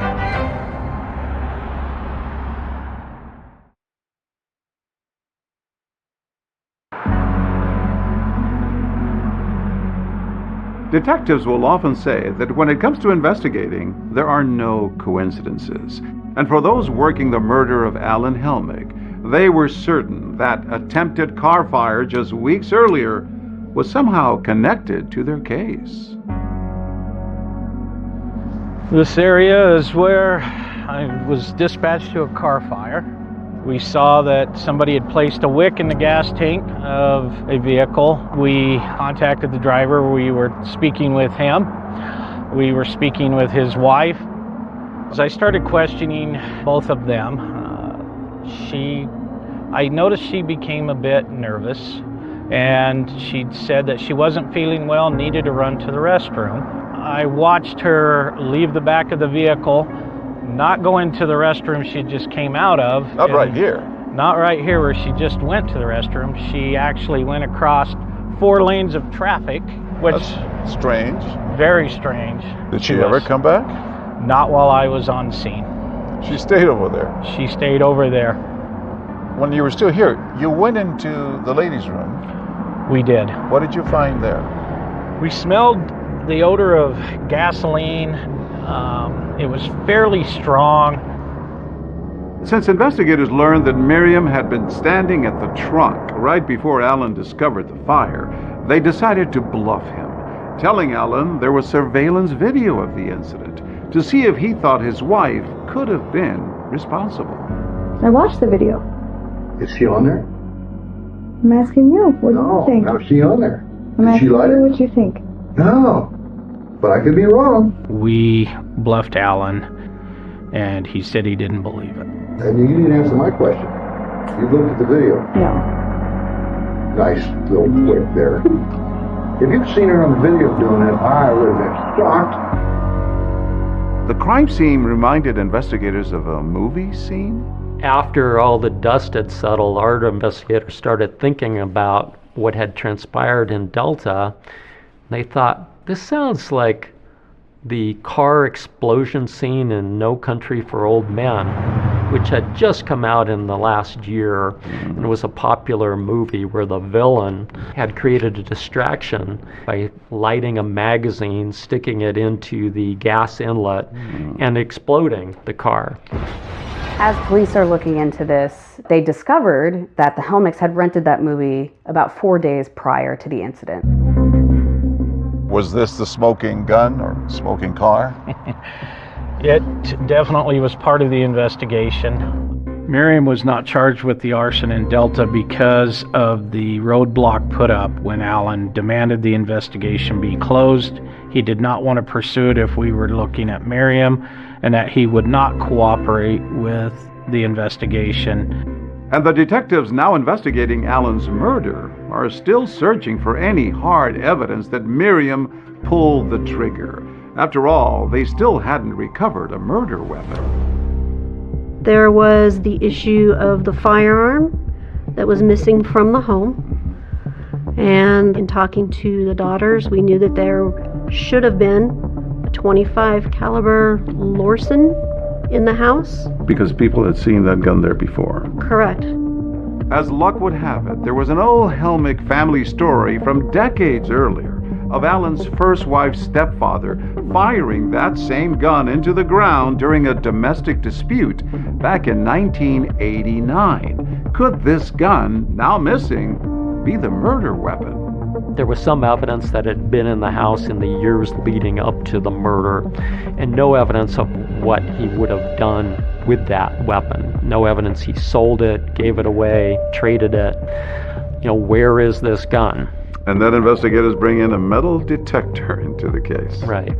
Detectives come up with a long shot idea. Go back to the property where that domestic dispute happened back in 1989. Could they recover the bullet fired from that gun and compare it to the bullet that killed Alan? I received a phone call from the chief investigator at the Sheriff's Department of Mesa County asking me if I would assist them in searching for a bullet. Carol Quarles is a retired law enforcement officer who has experience using a metal detector to search for missing evidence. So your reaction when they asked you to get involved in this case? Oh, yeah, heck yeah. Anytime. Just call me. I love finding evidence. And you started over here? And I started working my way around. And then I just slowly worked my way around to about midway in the yard. And I hadn't found anything. And they were getting nervous. The investigator said, well, maybe you're not going to find it. Yeah, maybe the witness wasn't remembering things right. Right. To which you said, let me check over there in case the shooter shot into that corner of the yard. And so I walked over there, and it wasn't 30 to 45 seconds, and I had the bullet.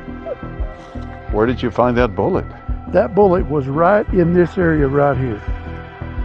It was an aha moment. I mean, it was euphoric. That's the best way that I can explain it. And they dug up that bullet that had been there since 1989. They were able to compare that bullet from the ground to the bullet that was recovered from Alan's headshot. And What we were able to determine was that the two bullets were consistent with each other. The evidence is building up against her. It is. At this point, police believe that they have enough to arrest Miriam for Alan's murder. But this is a woman who police believe orchestrated an attempted firebombing and shot her husband in the head in cold blood. Is she just going to go quietly? She's being investigated for a homicide. You don't ever know that she doesn't have a gun. If she sees you and she's scared, knows what's going on, it's a real game out there at that point.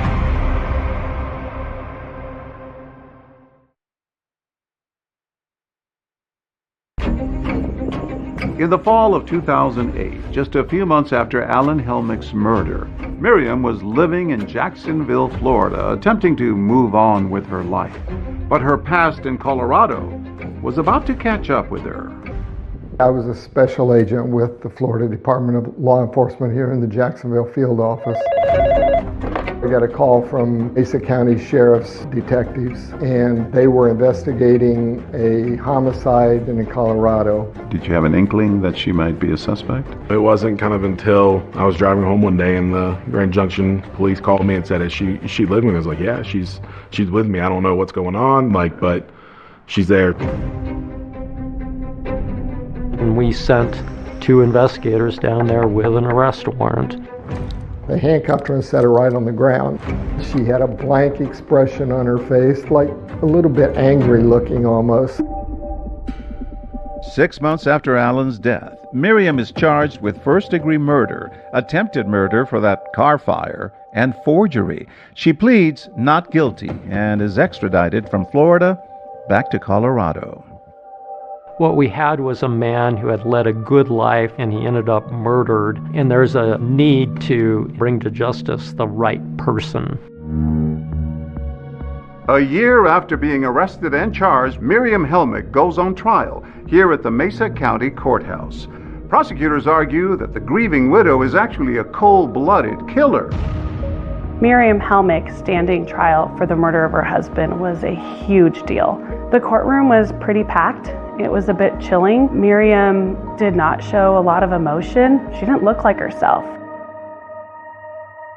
So why do prosecutors believe Miriam killed Alan? They argue the motive was as age-old as they come. Money. Financial motive was the critical part of your argument. There were suspicious bank account activity where it appeared that Miriam had forged multiple checks from Alan's account. All told, she had taken about $40,000 out of his account through writing those checks. But the defense pushed back, saying that Miriam had Alan's permission to write those checks, both as his wife and his secretary. Banks had been calling, trying to get a hold of Alan. He wasn't being available to his banker, something that had never happened before. Now there was an urgency. Right. In fact, the banker had reached out to one of Alan's daughters, and that was tension that was building. Prosecutors put Alan's daughter, Portia, on the stand to testify about the way Miriam seemed to be isolating her father in the months leading up to his murder. He was much less involved in my life. He was much more distant. Well, I called him, and when I didn't get to his phone, I called Miriam's phone. And when they would call Miriam, there was excuses as to, oh, I'll have him call you back, or he's not around. If Alan was discovering that she had been taking money from him without permission, that was a possible motive. How would he have reacted if he had found it? Everything would have been over. You had had our attorney on the hotline, and it would have been over. And prosecutors argued that Miriam had tried to kill Alan not once, but twice. The first time in that failed attempt at blowing up his car. They called Miriam's horse breeder and friend, Jerry Yarborough, to the stand. When I went on the stand, I was super scared because I knew my testimony was going to be not so good for Miriam. Jerry told jurors about a conversation she said she had with Miriam after that failed car bombing. She had said that she found out that a car won't explode if it has a full tank of gas. And when she said that, what was her demeanor? She laughed. That catch you off guard? Pretty much. But the defense pointed out that if Miriam was after Alan's money, why would she try to blow up his car while he was holding that large cashier's check he had just received? The piece of evidence that was really the smoking gun, almost literally, was the bullet that was able to be recovered from that lawn in Delta. How pivotal was that in tying Miriam to the crime? That was a nice piece of evidence because we didn't actually find the gun, but we had a story about the gun, how it was seen in the home. Now we have a bullet that roughly matches the bullet that was recovered from Alan. But as Miriam's defense pointed out, roughly matched is not the same as a perfect match. Couldn't prove it beyond a reasonable doubt. Then the defense did something you don't often see at a murder trial. Defense calls Miriam Helmick to the stand. They called Miriam to testify in her own defense. Once you got inside, what did you see? I saw Alan on the floor. I dropped my bags and went to him. He was cold and gray. I held his hand for a few minutes and tried to make some sense of it all. Miriam stayed on that stand for 2 days, denying that she had anything to do with Alan's murder. When prosecutors got their chance to cross-examine her, they pressed her on the infamous run, run, run card that she admitted sending to herself. You were just acting at that time, weren't you? Yes, just briefly. You concocted a complete ruse to lead them on a wild goose chase away from you and towards some phantom killer out there, correct? If they'd actually had contacted me or listened, then maybe I wouldn't have been at that point. That was probably not the best decision to be made, but I think at that point she was probably broken, just emotionally and mentally broken. That video really did undermine Miriam's credibility. Showing her purchasing that card was very difficult for the defense to rebut. After 16 days of testimony, the jury gets the case. They come back with a verdict in 5 hours for a first-degree murder case. You just don't see that. 5 hours was very fast. The verdict, guilty on all counts. There was a little bit of a sigh of relief. Well, you thought, good, she's going to get what she has coming. She was sentenced to life without parole. I think that spoke volumes to all of the evidence, circumstantial or not, that was stacked up against her. But Miriam says the jury got it wrong, and she had a lot more to say when we spoke in her first interview since being convicted. Miriam, are you telling me that your husband Alan started the car fire himself? Why would he do that?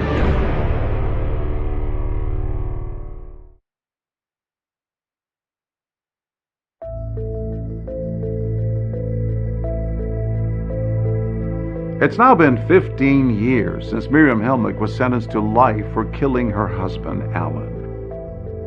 Since then, she's been at the Denver Women's Correctional Facility, where she recently called me from. An incarcerated individual at Denver Women's Correctional Facility. Hello, Miriam. Hi. How are you doing over there?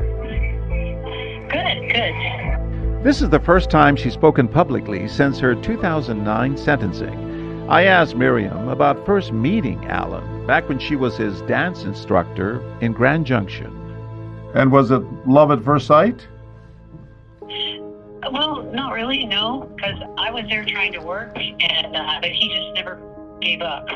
Let's just put it that way. He was very persistent. Yes, very.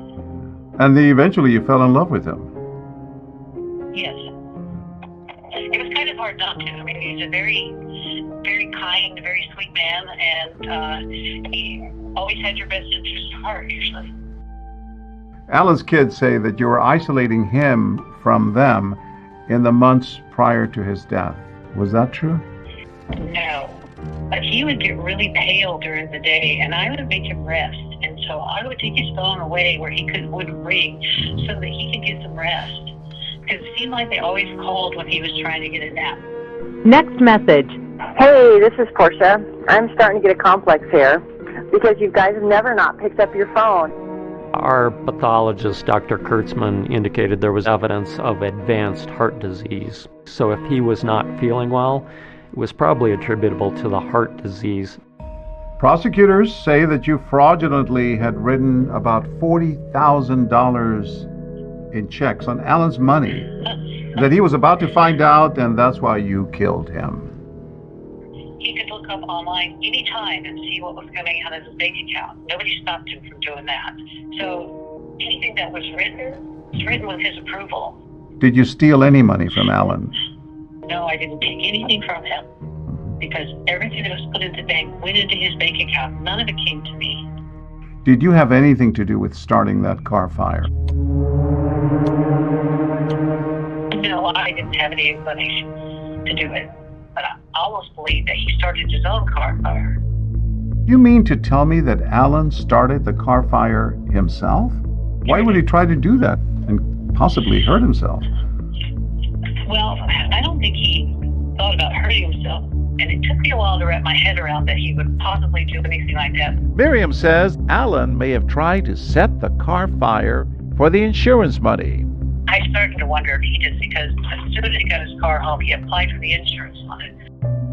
It's a claim that's hard to back up, but Alan was adamant with authorities that he did not believe Miriam would ever try to kill him. I had called Alan to advise him that I felt his current wife, Miriam, was trying to kill him. And Alan got upset with me and told me that Miriam would never do that to him. And at that point, he asked me to terminate the case. What about the gun that was missing from your home and Alan's home? I didn't know it was missing until this whole thing, so I have no idea how or where it went. It had an unusual family history, that gun. I know when I first met him, 2 years before that, I saw it that he was removing, and I asked him to put it away because I don't like handguns. I just don't. I already had to deal with that kind of thing. It was very unnerving to me. That was the last time I saw him. Now, authorities also questioned your alibi, all the receipts that you had. It looked like you were trying so hard to create an alibi. Were you?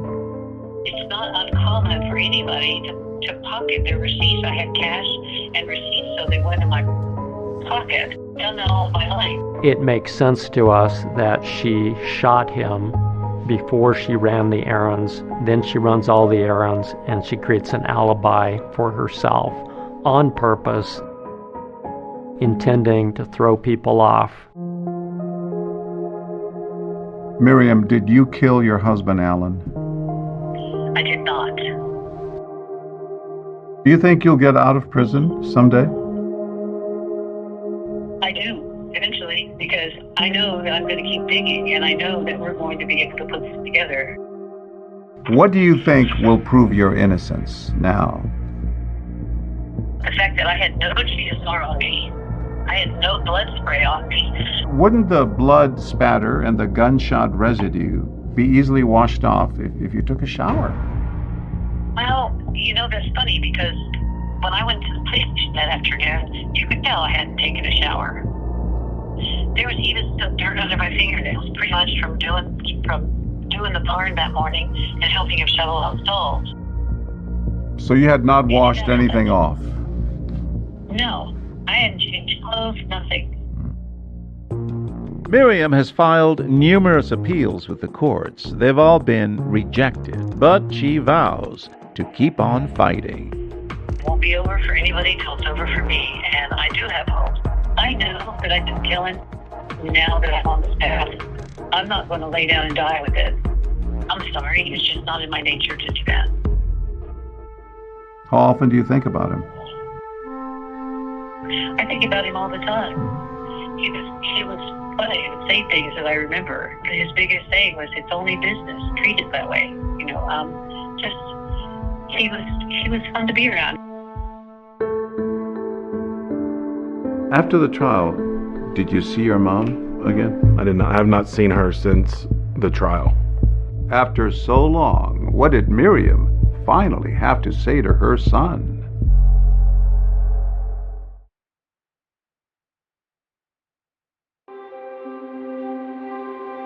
Don't forget, you're going to put on your jacket, too. We're not used to the 30-degree weather that's awaiting us. No, we're from Florida. Maybe different.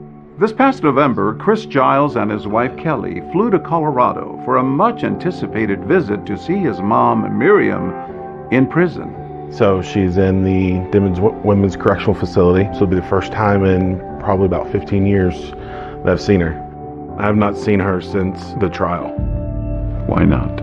I think for one, I didn't want to have to just see her that way. See her kind of broken and see her in that situation. I was also kind of mad. I was mad that all this had kind of happened. Over the years, one by one, Chris lost his entire family to different forms of tragedy.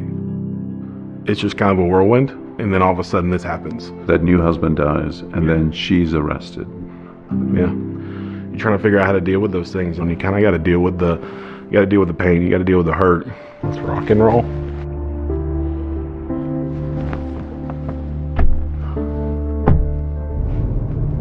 It's probably nervous like me, a little bit nervous, a little excited.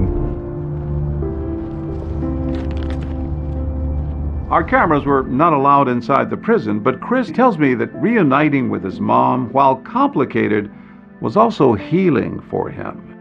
First thing she did was apologize. What did she say? As soon as we sat down.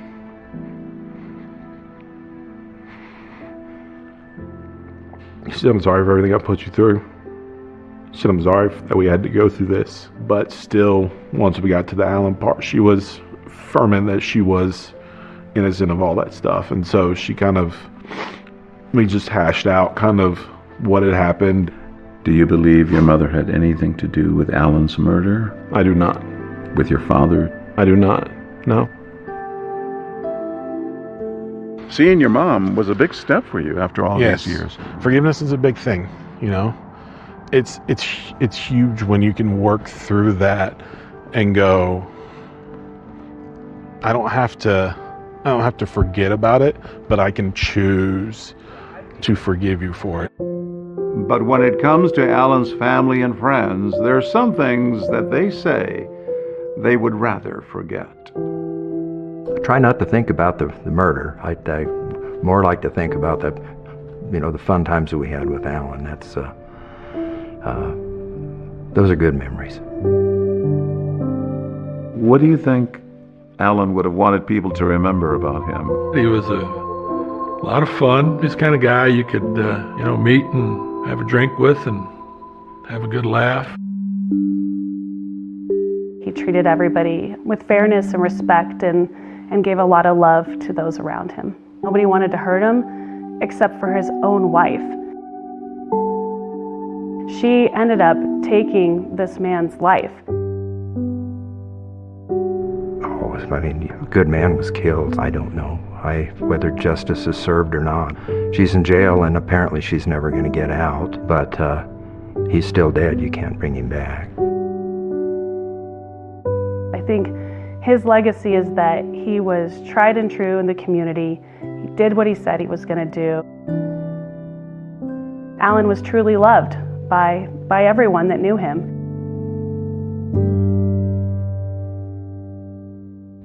Miriam Helmick was sentenced to life plus 78 years. David, she has exhausted her appeals, but she says she still plans to fight for her freedom.